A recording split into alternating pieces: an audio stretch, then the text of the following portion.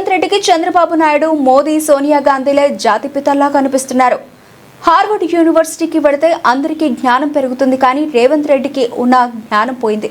CM స్థాయికి తగ్గట్లు కాకుండా దిగజారి మాట్లాడుతున్నాడు. సమస్యల మీద మాట్లాడకుండా బూతులు, కాంగ్రెస్ చేసిన మోసాలు కప్పిపుచ్చేలా రోత మాటలు మాట్లాడుతున్నాడు. సీఎంగా 2 ఏళ్లు గడిచిన రోజుకు సంస్కారహీనత పెరిగిపోతోంది. కాంగ్రెస్ సభలో రేవంత్ రెడ్డి అర్థం లేని మాటలతో బీఆర్ఎస్ పార్టీకి మరింత బలం పెరుగుతుంది. మాజీ మంత్రి ఎమ్మెల్యే జగదీష్ రెడ్డి నిన్న ముఖ్యమంత్రి గారు జిల్లాకు వచ్చిపోయింది.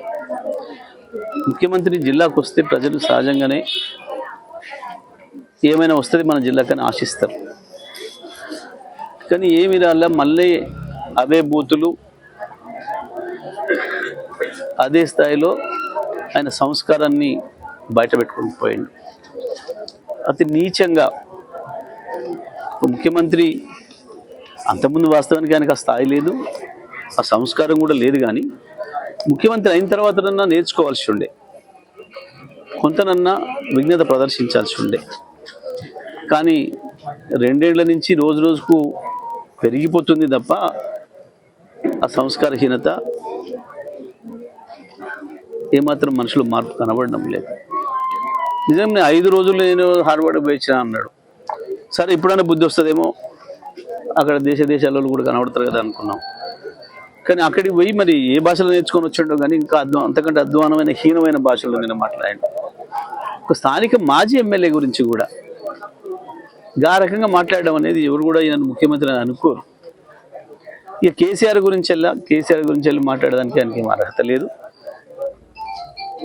లేని అంశాలను చర్చకు తెచ్చి ప్రజల అసలు సమస్యల్ని పక్కదారి పట్టించడానికి చేసే ప్రయత్నం ఇది. ఈ చిల్లర ప్రయత్నంలో భాగంగానే నేను అక్కడికి వచ్చిపోయాను.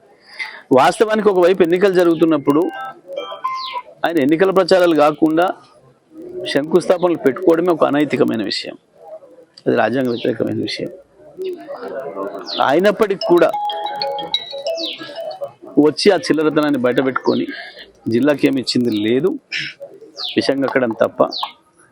ప్రజలందరూ కూడా ఆలోచిస్తున్నారు. ఇవాళ నిన్న ఆయన మిరా కూడా వచ్చిపోయిన తర్వాత మాకు ఇంకా గెలుపు అవకాశాలు పెరిగినాయి.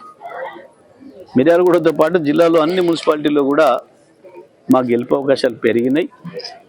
ముఖ్యమంత్రి ఇట్లనే ఇంకా 4 చోట్ల ఇట్లనే మాట్లాడొస్తే తప్పకుండా ప్రజలు చీకొట్టడం ఖాయం.